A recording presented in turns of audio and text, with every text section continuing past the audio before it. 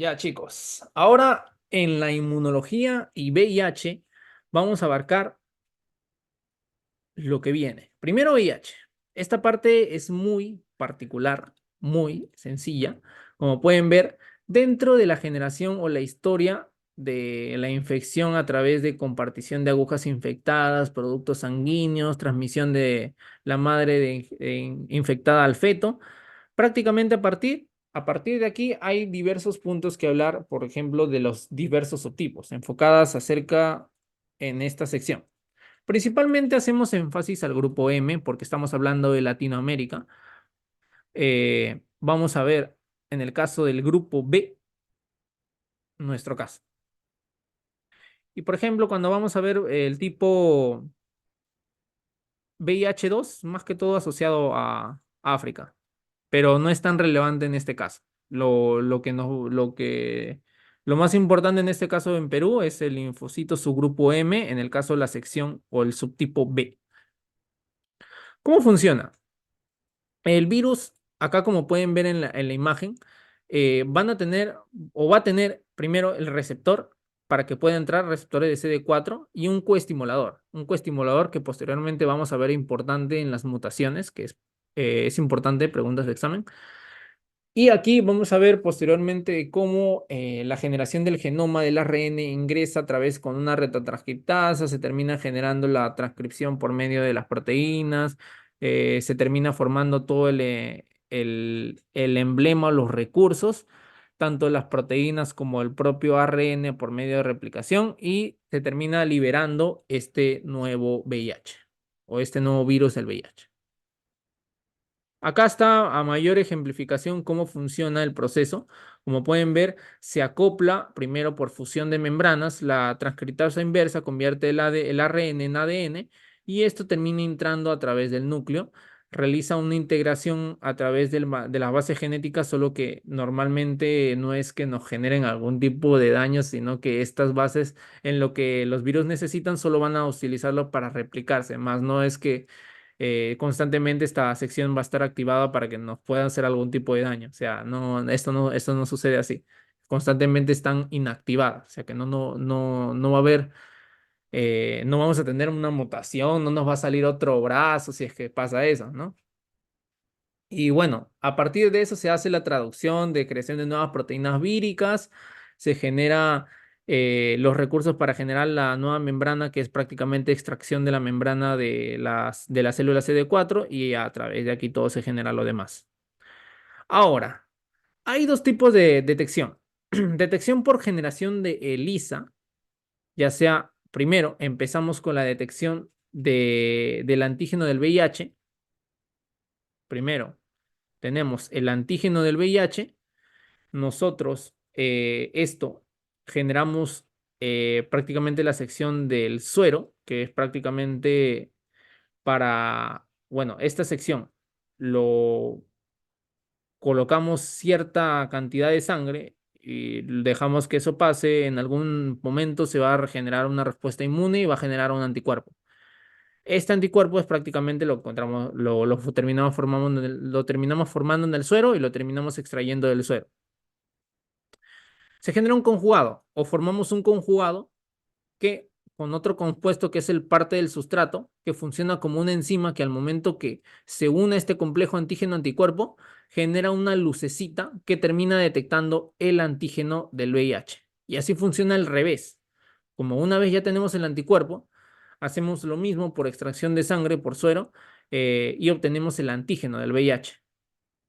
Hacemos lo mismo con el conjugado y el sustrato para generar la luminometría y generamos también la detección del antígeno del VIH. ¿Hay generaciones para esto? Sí. Eh, la más importante, porque te busca tanto antígenos como anticuerpos, es la cuarta generación. Es la cuarta generación. También, bueno, se adiciona también para la detección de P24, pero no es tan relevante como la detección de ambas secciones. Y acá es importante porque a partir de la generación de anticuerpos o la detección de anticuerpos, la eficacia de la generación, de cada generación que hemos visto anteriormente, que es hasta la cuarta generación, va teniendo una mejor detección temprana. ¿Qué quiero decir con esto? Por ejemplo, la primera generación detectaba positivos a partir del día 120. La segunda generación detectaba positivos a partir del día 80. Y la tercera generación, y así sucesivamente se reducía el tiempo. Cuando ya, por ejemplo, llegó la cuarta generación, acá como pueden ver, detectaba a partir del día 13. Es mucho más temprano. Y ya cuando quieras una detección por PCR de ARN, componente de RNA, ya sea, es un poquito más temprano, pero es para que esté prácticamente dentro de nuestro arsenal para la detección. Obviamente, esto tiene que ser respaldado por una prueba confirmatoria que es de Western blot, donde prácticamente a partir de tiras de componentes como la glicoproteína 160, 120, vamos a tener dos escenarios donde no hay, o bueno, no se confirma de que estás infectado con VIH o de que es una prueba confirmatoria. Si es que es confirmatoria, se va a parecer a esta. Y acá hay muchos escenarios que se parecen. En el caso de que es negativa, prácticamente no se conoce. Y hay puntos intermedios, por ejemplo, este escenario, el escenario punto 6, que te da una fase indeterminada y necesitas esperar eh, a lo mucho un mes o 3 semanas para que se vuelva a dar la prueba, ¿no? Y hay dos tipos de periodo de ventana.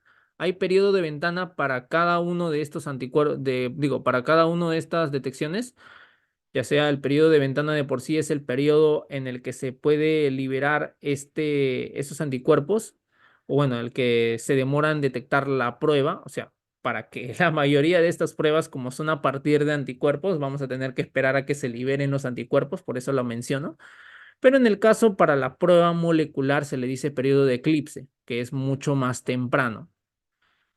Pero acá, esto es en el caso del virus de hepatitis. Ojo acá, es solo para que vean el ejemplo de cómo funciona. Esta sección de acá es netamente del VIH, a los 10 días. Solo es importante reconocer la mención de que cada generación hace que esto sea más rápido y más eficaz, y en la cuarta generación es la que termina dando la cabeza a lo mucho de los 10 días. Bueno, el día 13 se puede ver a partir de ahí. Algunas características. Las características están dadas por la metáfora del tren. ¿Qué es la metáfora del tren? La, met- la metáfora del tren es prácticamente la relación entre la distancia, que es prácticamente la cantidad de CD4 que van a tener que destruir para generar el SIDA, y la velocidad, que es prácticamente la cantidad de la carga viral que va a tener que producir para generar el SIDA. Eh, También estamos haciendo mención para la detección del recuento de los CD4 que va a tender a medirse por citometría de flujo, más que todo por determinar lo mismo a través de anticuerpos conjugados para generar un tipo de reacción, y esto se termina incubando, y a través de este tipo de detectores de luz se termina visualizando el recuento de CD4, ¿no? También datos importantes como el tratamiento, que a lo largo del año, si es que no se da el concluso, las células que vamos a perder por año van a terminar siendo esta cantidad, y si de 3 a 5 años también esa cantidad. Y en el caso de mejora es lo mismo. La cuesta promedio antes de la conversión es de 1000 células por milímetro cúbico, y disminuyen de 780 a 680 milímetros cúbicos a los 6 meses, y al año se da la seroconversión. Y posteriormente siguen disminuyendo de la misma cantidad. Es la misma PPT, solo que con dos diferentes tipos de valores, ¿no? Bueno, acá como pueden ver, hay puntos importantes y no importantes. Por ejemplo, está el tipo de progresión. Esto no es tan importante, que es más que todo es un parámetro que se ha realizado a personas que han tenido el SIDA, para que puedan determinar parámetros donde puedan predecir de que tu reacción con el VIH va a ser una reacción rápida, una reacción lenta, una reacción típica, y así sucesivamente. Pero eso es algo que no se espera como tratamiento. Más acá tenemos el tratamiento asintomático, ya sea cuando estamos en el estadio 1 cuando hay menos de 500 y en el estadio 2 cuando hay entre 200 a 499. Importante dar el tratamiento en el caso del estadio 2 y el estadio 3 ya está en la etapa del SIDA, ¿no? También hay estudios de resistencia, porque es importante a través dar un tratamiento antirretroviral, pero que no genera resistencia, ya sea cuando los pacientes no tienen tratamiento, es una resistencia primaria, y cuando ya lo tuvieron previamente, es una resistencia secundaria.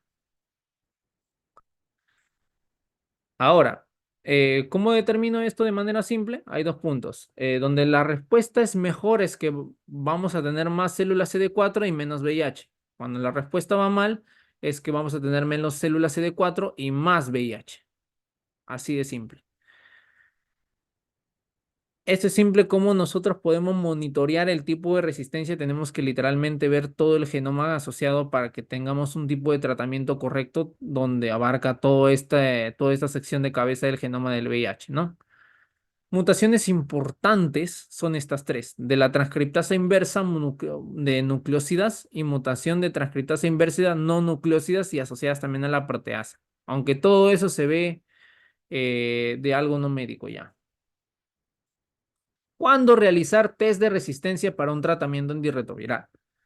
En el caso normalmente se realiza cuando hay una infección aguda o una respuesta crónica, pero en el caso de Estados Unidos, acá es más que todo prueba y error. ¿Cuándo? Cuando ya generamos la resistencia. ¿Qué quiere decir con esto? Es que cuando tu respuesta, o sea, estás infectado por VIH y generas y llevas un tratamiento y tu tratamiento no sirve, ahí recién vas a utilizar el test de resistencia. Si no, no. En el caso de Perú.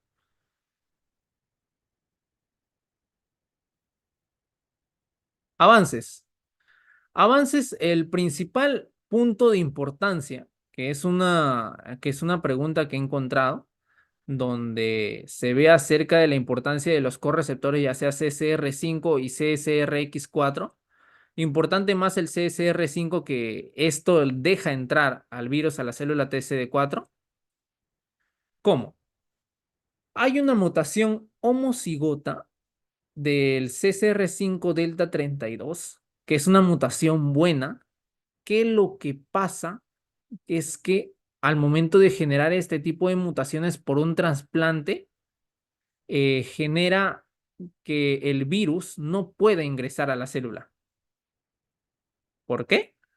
Pasó completamente al azar y se ha encontrado, por ejemplo, el caso Berlín, el caso Londres, donde normalmente estos pacientes estaban buscando tratamiento de leucemia y tenían una enfermedad que vendría siendo el VIH.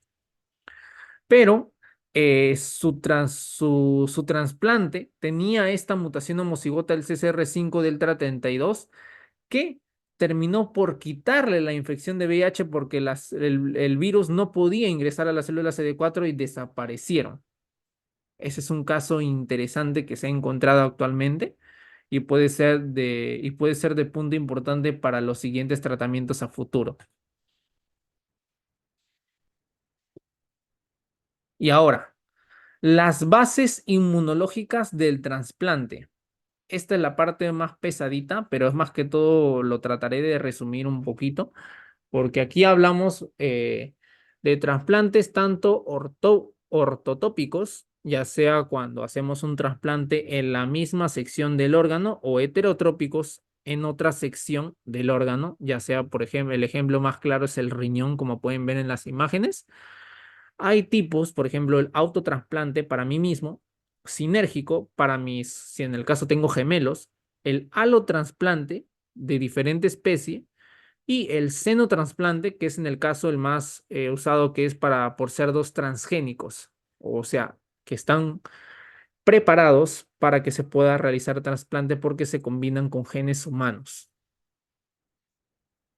Hay dos tipos de donantes que puede donar estas cantidades de órganos, y en el caso de cuando hablan del riñón, solo uno, obviamente. Y el donante cadavérico ya puede donar estos tipos de órganos, ¿no?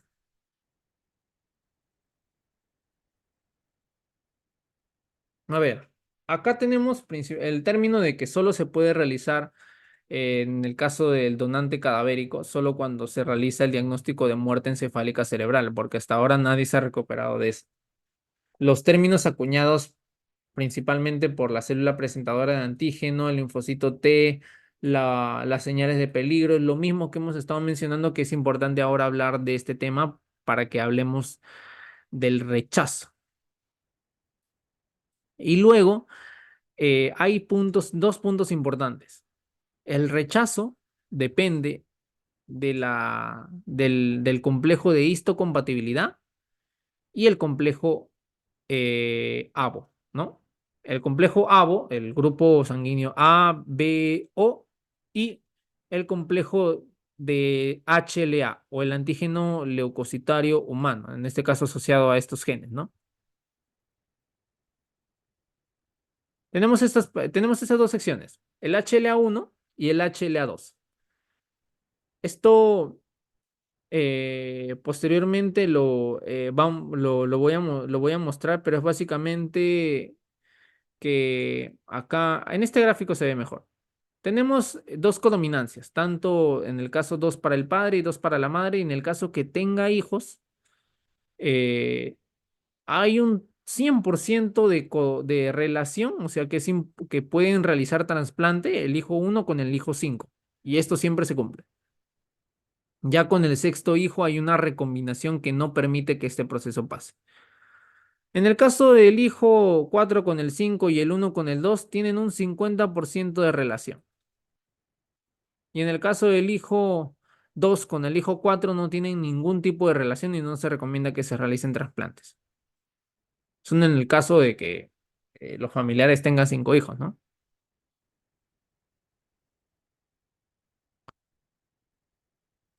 Y ahora, principalmente los que les mencioné, los requisitos inmunológicos para el trasplante, que son los receptores ABO y los receptores HLA, uno más que otro.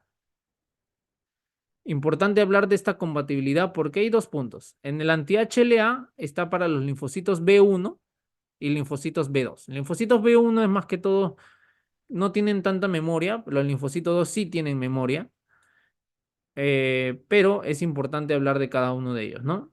Porque referente o en referencia al estudio, ya sea molecular, dependiente de cada uno de estos anticuerpos para que genere un tipo de rechazo, ya cuando hablamos de los parátopes o la región hipervariable, que genera la interacción con los antígenos del injerto y genere el rechazo, ¿no? Pero es más que todo inmunología, ¿no? Pero esto ya no vamos a ver. Esto es más que todo información de la de Grava, que posteriormente se resume en más de lo mismo. Los métodos serológicos, que no son tan utilizados, más utilizan los métodos moleculares para determinar si es que si es que el trasplante va a tener éxito o va a tener una falla. Los receptores ABO importantes son dos, porque hay uno que es los receptores RH, que no son importantes en este caso porque los órganos no tienen. Esto no es importante. Los ABO y el HLA son importantes. El ABO para el linfocito B1 y el HLA para el linfocito B2.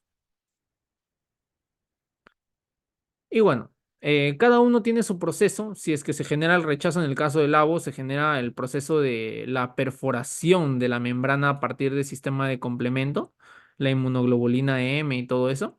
Y el rechazo hiperagudo tanto en el caso del linfocito B, que también genera un rechazo de manera más dañina.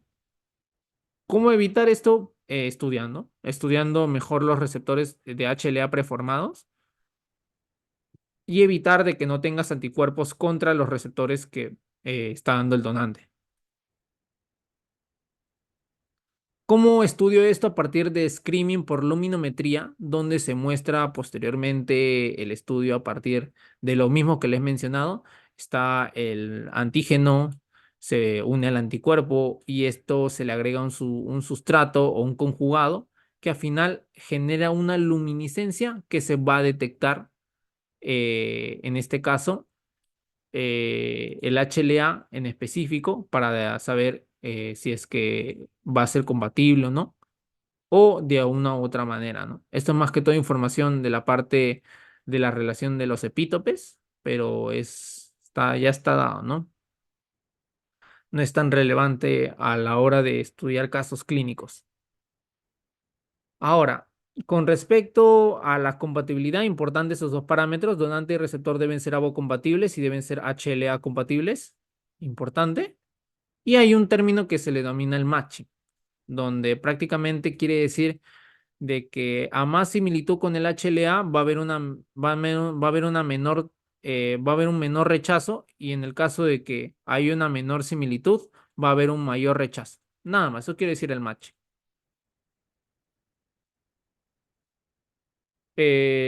Para mayor sobrevida del injerto está la presentación aquí. Dos puntos importantes que no lo mencionan en las clases, pero es más que todo ya para la introducción, ¿no? Hay una presentación indirecta y una presentación directa. ¿Cómo es la presentación indirecta? Nosotros tenemos células dendríticas cuando nosotros nos dan el trasplante, tenemos células dendríticas del donante y tenemos células dendríticas nuestras, ¿no? La presentación indirecta es que nosotros, nuestras células dendríticas, vayan al órgano, recojan el receptor y se lo manden al ganglio linfático. En el caso de la presentación directa es que la célula dendrítica del donante vaya al ganglio linfático y termine por ser recepcionada. Esa es la diferencia, tal cual. Con ese punto no hay mucho de qué hablar, más que la respuesta al final termina siendo hiperaguda, aguda, crónica, dependiendo el tratamiento con corticoides y así.